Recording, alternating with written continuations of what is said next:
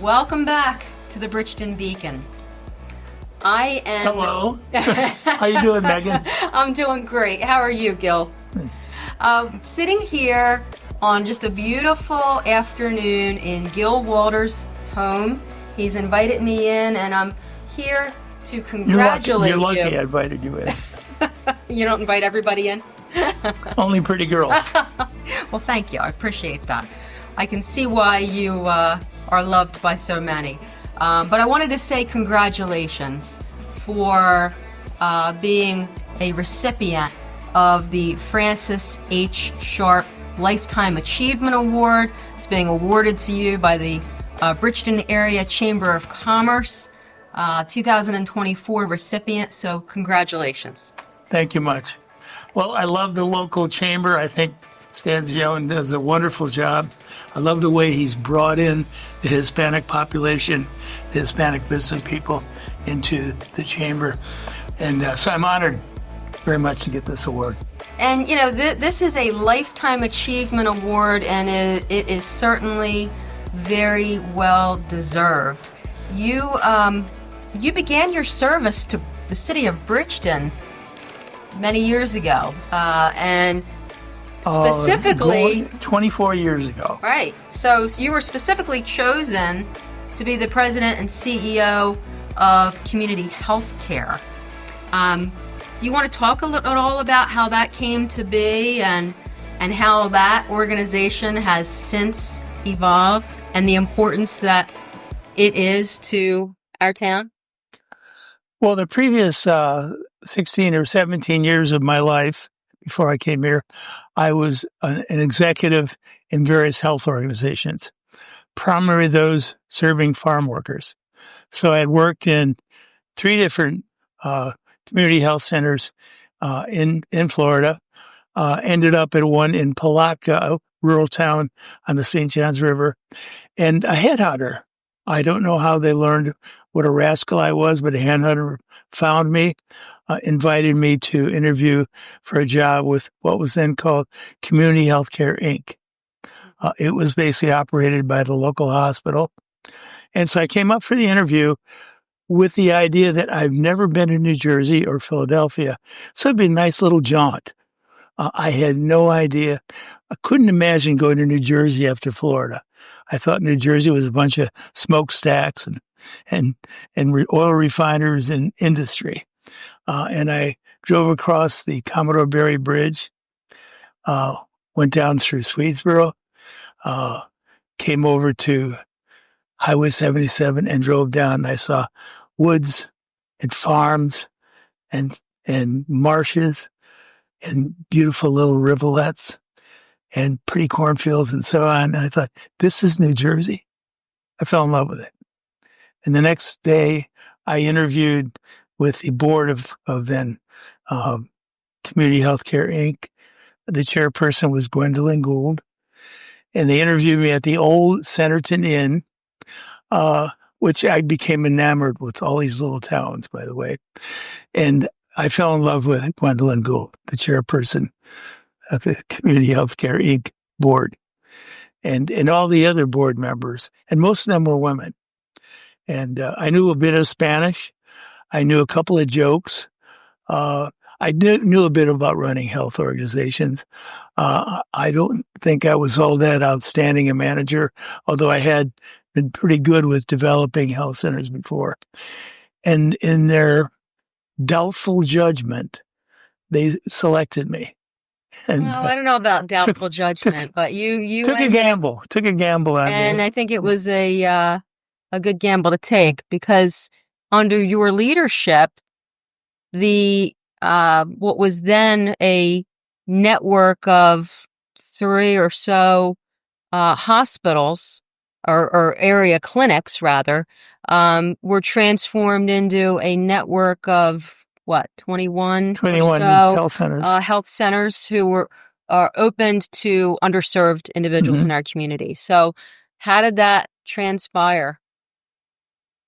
Well, I had an outstanding organization, and I had an outstanding board who were visionaries and thought big and wanted to, I think the best word is access.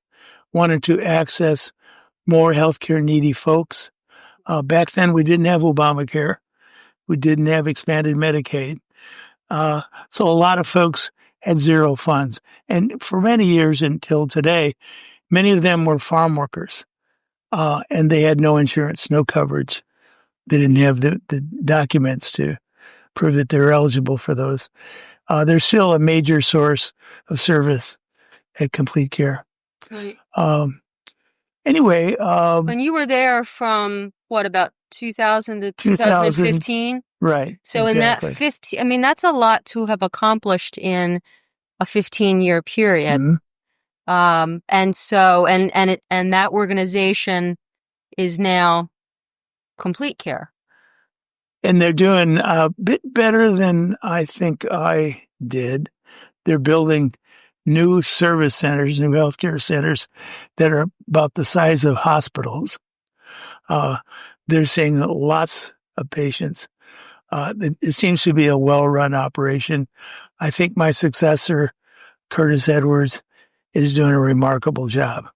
He's a visionary himself. He is, and we're hopefully going to speak with him as well, because he kind of took over after you retired, right? But I think the main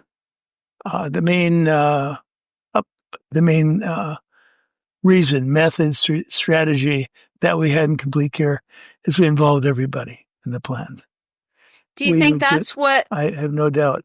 Helped you to be I mean, if you were going to say what attributes a good leader has, what would it be? Involve everybody. They take ownership. We would sit around the table with not just the senior managers, but the management at all the centers, and people from really all levels, certainly all the medical staff. We'd sit around a big table every year or so and do what you call strategic planning. We'd set high goals. We'd set challenging objectives to do that year and had longer range goals. And we insisted on carrying them out. And everybody around the table had a piece of that and had a sense of ownership. This is my health organization. These are my goals. These are the things I have to do to get there. And it worked. So I think you need a leader that's willing to listen. Yeah. That was the easy part. I didn't have the answers. Together they had the answers. Most of them, some of them were skeptics. We can't do that. But by and large, there are people of vision and people who believe we could accomplish what we set out to do. And we did. If the goal that year, as it often was, to open a new health center in Vineland, or a new women's health center in Millville, or to move to new centers up around Glassboro, whatever the goals were, we got there. If we were running into obstacles, we overcame them. That's admirable. Because you think about all of the individuals, all of the people, all the families that have been helped due to your strong leadership and your ability to allow those around you to take, like you said, ownership, to listen to them, but also to set these high goals. Mm-hmm. Don't tell me how we can't do it. Tell me how we can, right? I think I had a philosophy that I think many adopted, and that's problems are challenges and work close. And I think that worked for people. They understood that there were always obstacles. Mm-hmm. There was always a problem getting a permit for a new property, or there were problems recruiting the doctors. There were problems having the right qualifications for the people we recruited. They got in the way. We understood they were things that were challenges. They are wonderful things to win over. So I think that philosophy, that attitude, the participation, just about everybody in major decision making and setting goals and objectives, I think that's the key. How did you learn to be an effective leader? Well, I had a lot of experience in that field. Mm-hmm. I had a few degrees. By the way, I had a bachelor's degree in English, my first master's degree in anthropology. I went on to get a doctorate in anthropology, which I had to leave because I lost my scholarship and I had a new baby. So that started me in the healthcare business, by the way. And so I had one more graduation at UCF. It was a master's in public health. So I'd have the right credentials, if you will, to do the business I was in. All those helped to give me a little wisdom. When I was younger, I really wanted to be a better leader, better manager. I took the Dale Carnegie course. There's another writer of inspiration for business activity named Tom Peters. I read that. When I got here, I got involved in the leadership program. Leadership Cumberland County? Yeah, leadership Cumberland County. I always wanted to be more of a leader, more effective, get things done. I'm still that way a little bit. I've got very limited abilities these days. I walk around like I'm drunk or something. Have a hard time remembering things, what have you. But every day, every week, actually, I set a set of goals, things I must accomplish, get done. And I get most of them done, not all of them. But Are you a list maker? I am a to-do list. Yeah. Where are you originally from? You're not from Bridgeton. Where are you from? Well, I was born in Chicago, raised partly in Chicago, and partly in neighboring communities, including Hessville, Indiana, which is not a well-known place. Any siblings? Pardon? Any siblings? Yes. Okay. I have a twin sister. Oh, okay. And a half-brother. Okay. When my dad remarried. Okay. So are you the oldest? We're twins. and my brother, my stepbrother's younger than me. Okay. And you were telling me a couple minutes ago about a special teacher. Can you share that again now? Mrs. Hunter. Mm-hmm. As a trade-off for my wanting passionately to play spring football practice, she allowed me to come into a class that anybody would consider way over my head, honors English. And she got me excited about learning and about literature. I had some other mentors, by the way.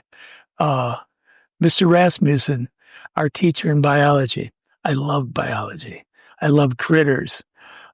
He rigged things so that I would be elected president of the biology club. My first act of office was to get her to pitch in to buy a boa constrictor. That's great. Which many of the white rats we used for other experiments ended up in the tummy of the boa constrictor. And we'd all wear it around our necks and show off and what have you. So English, biology, anthropology, public health, you're a Renaissance man. Oh, I'm not sure about that. But yeah, there's a lot of things. I've had great adventures in my life. Do you believe in lifelong learning? Yeah, I do. It's a little bit challenging now. My memory's not so great, but my wife could remember the slightest things that happened 50 years ago. She has a very acute memory, and so she's like my memory nowadays. That's great. She remembers the wedding. She remembers my retirement. She remembers we traveled all over back in the day. Did you used to like to travel? Oh, yeah. Really? And in my profession of healthcare management, there's a lot of conferences to go to, almost everywhere. Mm-hmm. And I was a member of what was called the it was a Migrant Health Conference Board, National Center for Farm Workers Health, where I was not being on that board. They had conferences in different places, mainly in communities which are near where many farm works were. So I traveled around the country. I was in Florida, Texas, California, and many other places. We went to a lot of places. We went to Italy on our honeymoon. Oh, wow, nice. We went to Yucatan. We went to Dominican Republic. We went to the Bahamas. I could go on and on. I enjoyed snorkeling and being on the water, period. I had a sailboat here, which I bought in Florida. Really? Sailed down the St. Johns River to Jacksonville, and had it here and went out on the bay many a time. Really? Where did you keep it? I kept it in Hancock's Harbor. Mm-hmm. Been down there a few times. Okay. And just had a grand time most of my life, so I've got nothing to complain about.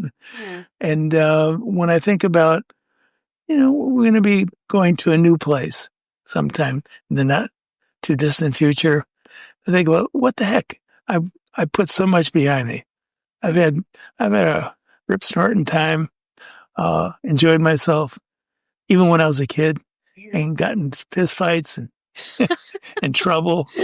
That was all fun. Definitely, I was in a detention. Life lessons. I spent some time in a detention center. Oh, wow. I ran away from school. I stole my dad's car. I siphoned gas from the neighboring truck stop. I could go on and on. I had a lot of fun. But they made you, all those experiences made you who you are, right? Yes. Yeah. I still get in trouble a little bit. No, I bet. I call my wife my patrol.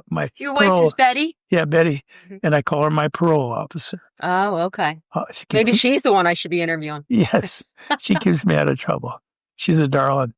So you retired in 2015 after 15 years with the organization, but you've been very active in the community since. And, you have been involved with Bridgeton Rotary Club, Bridgeton Area Chamber of Commerce, Big Brothers and Big Sisters of Cumberland and Salem Counties, Bridgeton Main Street Association, Bayshore Discovery Project, and the Complete Care Foundation. And I'm obviously service is important to you. Why? Well, there were organizations that allowed me in. Their standards weren't so high that I had obstacles there. But you've made this area your home, right? You aren't originally from this area, but you moved here in 2000, right? Led this organization and have stayed since. Didn't move away, didn't go back to Florida, have stayed here and made this your home. And you continue to make an impact to the individuals and the people that live here. So nice of you to say so. Well, it's the truth. My wife wanted to retire to Naples, Florida. And I really wanted to get a double wide. Where? Everglades City. Oh, okay. She didn't buy into that. No, I'm surprised she did. Not surprised she didn't. We thought about it a bit, not too long, and realized this is our home. It's a place that definitely needs some fixing up and some improvements. I got involved in a bit of that. Honeydew lists? Pardon? Honeydew lists? Yeah. I think I tried to push my way into some organizations. Some invited me in, particularly when I was more active, because I wanted to be involved in things. The foundation is my pet organization. I was one of the founding members. Right. So explain that for our listeners. So Community Healthcare Incorporated at some point in time became Complete Care. I don't know all the background behind that. Was that when you were there or after you left? No, that's when I was there. It was when you were there. Okay. We were essentially a small department affiliated of the hospital. And you're right, had 3 or 4 health centers, I don't remember, right around Bridgeton. And as we grew, probably around 2014, I'm thinking, we decided by then we probably had a half a dozen or so new health centers around this county. And we had aspirations to go to neighboring counties. So we changed the name. Is that why you changed? I was going to ask you why you changed the name. We felt it was more encompassing. We were looking for a name that fit complete. By the way, our services aren't simply primary care. Primary care doctors or family doctors, nurse practitioners, we cover really all the specialties. We have dental programs, now we have our own pharmacies. We provide women's health care, pediatric services, various other specialties, and those we don't have on site, we have referral arrangements with other health Talk to me about organizations. the foundation side of it. How did the foundation come to be? Well, it was an idea it just suddenly sprung up. No, I know separate nonprofit. Gwen Gould had the idea. I know I had the idea. Dr.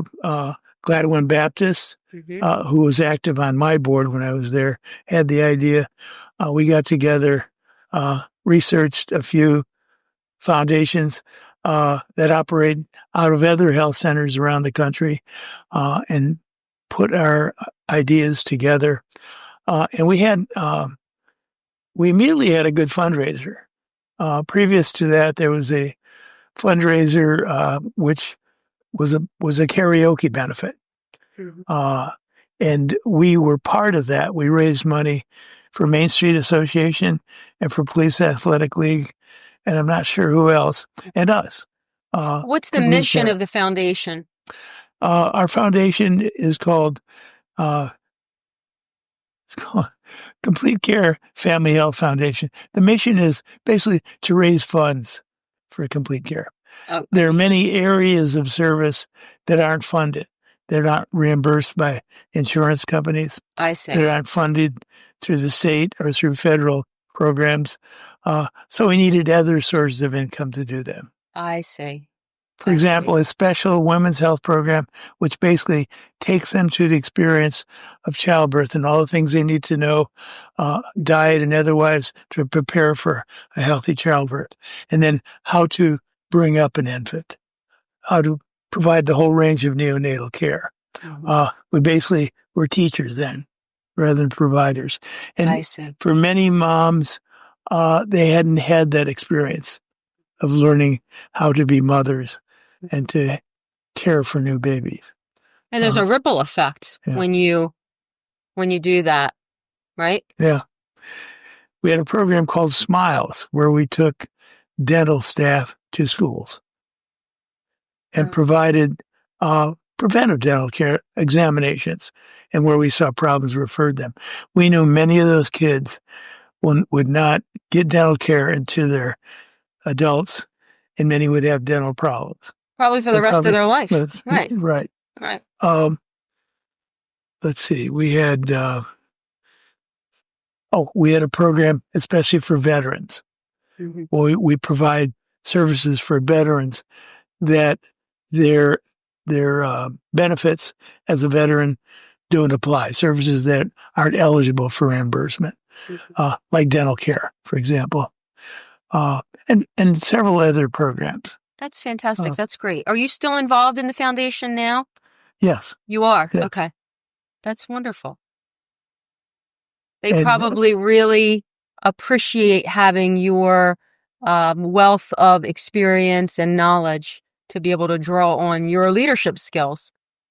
I think that works to some degree. But being a long-term veteran of the foundation, which goes back to about the time I retired. I have, as a veteran in the foundation and having been around a long time, a whole bunch of ideas. I'm working with the new generation. Yeah, well, I think so. My ideas isn't in their worldview. Many of my ideas, I still have the crazy ideas I had back when I was executive of Complete Care, that we can conquer the world next year. One step at a time. A step at a time. Anyway, I'm having a pretty good time with that, learning new things. We've had a number of events that are very successful, especially the Legends event annually. Yeah. Where we celebrate a major hero from each of the counties. That's a wonderful event. I've been to that. Each of the Cumberland towns. Every town in Cumberland County. Right. And that's a very successful event. And all of the funds that are raised through that go to the foundation. Yes. That's great. That's great. So what advice, if any, would you give to our listeners about, how to, you've talked about being a good leader.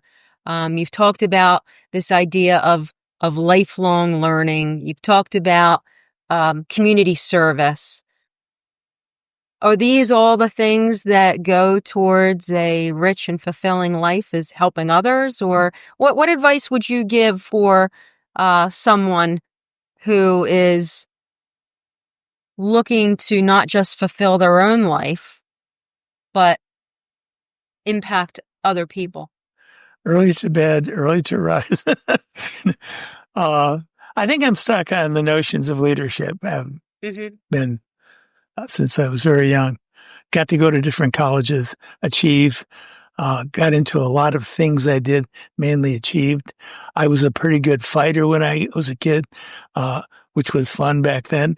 I boxed, did amateur boxing, for example. Everything was fun. So I think make life an adventure. And in terms of leadership, your idea isn't to supervise people, to be in charge of them, to be in charge of what they do. That's not what you're to do. That's not what leadership's about. A leadership is inspiration.